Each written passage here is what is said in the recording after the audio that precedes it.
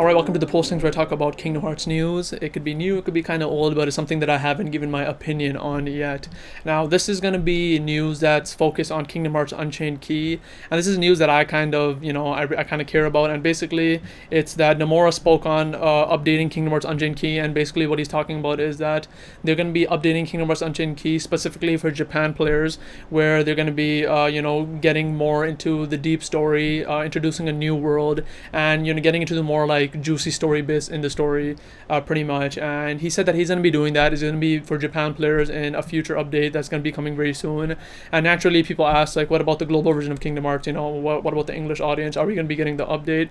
Because so far, as a player of the game, the story, we've been getting updates very scarcely. We get updates maybe every 3 weeks if we're lucky. I think I haven't been playing for the last month-ish right now, but usually we don't get that much updates, and when we do, it's not really anything related to the story. It's either some random adventure in Agrabah, and that's really where we've been for a while now.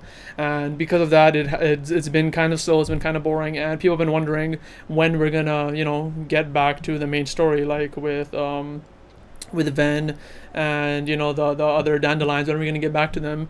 And we've gotten kind of conflicting answers, because Nomura said that Unchained Key is pretty important to the story of Kingdom Hearts 3, and maybe not even important, but it kind of does influence the story. He said that if you're playing Kingdom Hearts 3, you are going to feel the influences of Ephemer in the story, or Skuld in the story. I believe that was her name. And that's kind of cool. I really can't wait to play Kingdom Hearts 3 and kind of feel those moments. But then again, as global players, we may not even get to know that, because we're not going to get the story on time, because since the story is coming so slow, apparently someone made a chart of kind of extrapolating how often we're going to get the story, and based on that and comparing it to the Japanese version, that we're not going to get back to the main cast until after Kingdom Hearts 3, which would suck. And I'm not really the type to go online and see the Japan people story first translated, because Nomura said every bit that is translated officially, it matters. The spelling of the names matter, and everything like that matters. And because of that, I'm me personally, I want to experience the story officially. And not only that, I want to experience it myself. One of the main reasons why I like Unchained Key so much is because of the story and playing it through myself, and I don't want to kind of spoil myself early by going through fan translated Japan version of it. So it's just kind of a bad situation that the global players aren't going to be able to experience that before Kingdom Hearts 3. Hopefully something could change. I don't know why they take so long. I know translating is hard and it takes time, but then for what they have to do, it shouldn't be taking as long as they do, because I think we're 100 quests behind Japan or something like that, which is a huge amount of quests. And based on how slowly the quests come out, that's pretty much I feel like almost a year behind, or maybe 6 months behind them, which is a huge amount. It shouldn't take that long to translate, and even if it does take that long to translate, implementing and all that based on this how it is in the game, it shouldn't be that long. And even if they did want to catch up to Japan, I feel realistically they can, either if they maybe had the resources to separate another team and only focus on translating that, or maybe even putting a halt to things that don't matter to the story that much. Say if they had some events planned and they're working on translating that, maybe halt that for the near future and just focus on stories, and just give us stories and let us focus on that. Something like that, some system where the global players can enjoy the story and be able to take part in what's going to be Kingdom Hearts 3. And what got a lot of people kind of ticked about this is that like I said, Nomura said that it's going to be pretty important to Kingdom Hearts 3, or at least you're going to see the influences of it in Kingdom Hearts 3. And Square Enix, I believe Square Enix was streaming Kingdom Hearts Unchained Key, and people were able to ask questions to the person there, and they asked how are we going to be able to get the story before Kingdom Hearts 3, and the person there basically said, well, it doesn't matter if you don't get it before Kingdom Hearts 3, it's not important to Kingdom Hearts 3 at all, or something like that. I'm paraphrasing.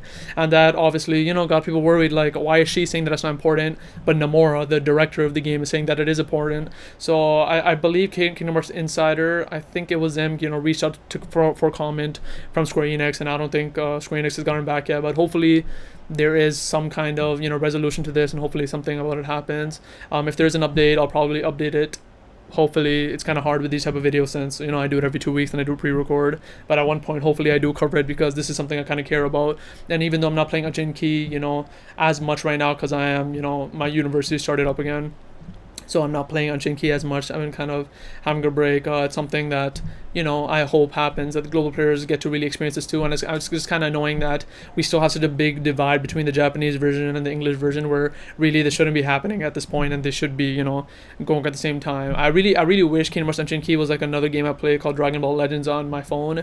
And what I love about this game is this is a new game. It came out this summer, and the best part about this game is there's literally no difference from what I know between the Japanese version and the English version. So like I follow both the Japanese and the English accounts on Twitter for the game, and like you're gonna see like the Japanese account like tweet out, oh, we're getting this new character today. Then like 5 minutes later, the English account tweets out, yes, we're getting this character today. So like every time a new character is added to the Japanese version, English gets it right away, and the transitions, I guess they're just they've done it beforehand and then they announce it, and because of that we get everything at the same time as the Japanese players, and there's no difference. And that's just amazing. There shouldn't be a different version. It makes no sense to me that you're giving a different version of the game with different drop rates, with different events, just because of where you are in the world. It just makes no sense to me, and it seems like it's such a prehistoric type of practice to take in. And I feel like another way they could fix it, which Japanese player may not like, is just kind of halt what's happening in Japan. Like I said, in Dragon Ball Legends, they probably make the event, don't announce it obviously, translate it to English, and then after everything is done for the Japanese and English players, announce it and then give it out to the players. Where it seems like in Kingdom Hearts Unchained Key, they make the event for Japan and give it out right away. And like obviously we're going to be getting it late, we're like really behind. What they should do is think of an event, create it, translate it, and then release it to all the players. And I hope they do get to that point one day, but honestly I don't have that much faith in the Square Enix North American team. It doesn't feel like they've been doing a good job on the app recently, with like kind of giving us a more of an equal experience with the app compared to the Japanese players. One more thing which is kind of related with this new story is that we did get something new in this update, which is Classic Kingdom. Classic Kingdom is basically mini games in Kingdom Hearts Unchained Key, and is going to be in Kingdom Hearts 3 from what we know, and it's basically like this little pocket game device that Sora's gonna have in the game, and he gets to play mini games. And what they did is added in X-Tress mode in Unchained Key. It's called X-Tress, so it's like the X and a 3. I don't know why it's called that. I think it's a pun on extras. I'm not really sure, but they have that on the main screen of Kingdom Hearts Unchained Key. When you press it, you have so far I think 5 mini games you could play. And the cool thing about it is there's a limited time event where if you get certain scores in all the games, so if you keep playing the game and add up all your scores, and if it gets to a certain score, you can unlock the chance to get, you can unlock a code which will give you the Starlight in Kingdom Hearts 3. Now that's honestly really cool.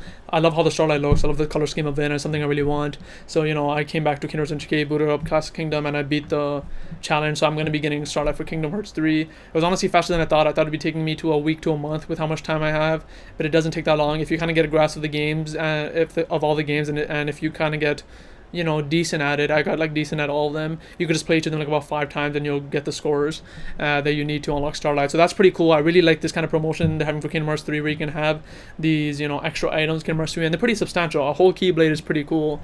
So hopefully they have more things like that. Some people may not like them if they don't play Kingdom Hearts Unchained Key.